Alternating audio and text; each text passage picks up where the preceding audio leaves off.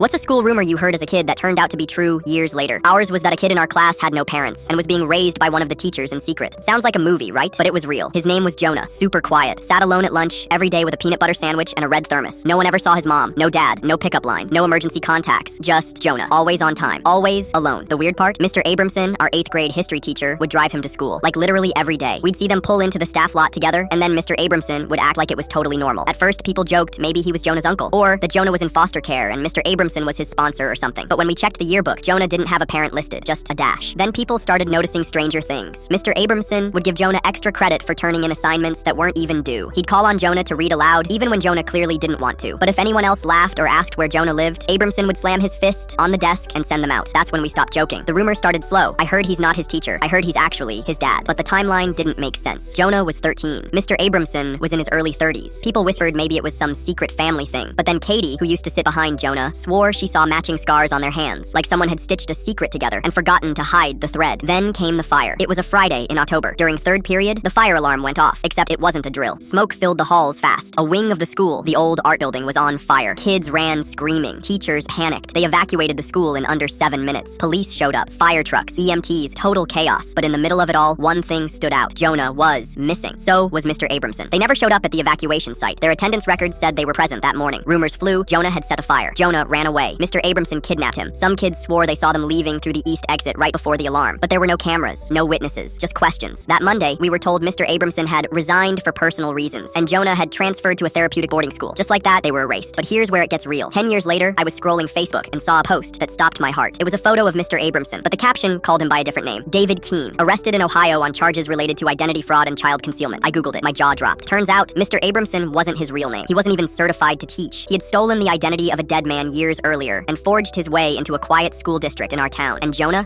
wasn't his son. He was a kidnapped baby. They ran a DNA test and confirmed Jonah had been abducted from a hospital 13 years prior during a maternity ward shift change. His mother had turned around to use the bathroom, and when she came back, her baby was gone. Mr. Abramson had raised him in isolation for over a decade, homeschooled him in secret, avoided records, controlled every part of his world. When Jonah got old enough, he enrolled him as a relative and got him into our school, choosing one far from their original state, hoping no one would ever notice. The fire? That was Jonah's escape plan. He'd spent months planning it, setting off smoke bombs during lunch to see how fast people would evacuate, studying door locations, waiting for the right weather. That day in October, he slipped into the art wing and started a trash fire with turpentine-soaked rags. Nothing big, just enough to set off the system and force a full evac. But Mr. Abramson caught on. Instead of letting Jonah run, he grabbed him and they disappeared together. Police believe he drove them cross-country overnight and assumed a new identity. They vanished so completely that it took nearly a decade before someone recognized him in a supermarket and tipped off authorities. I don't know where Jonah is now, but I'll never forget the moment I saw that mugshot and realized that rumor we laughed about for years was the truth the whole time.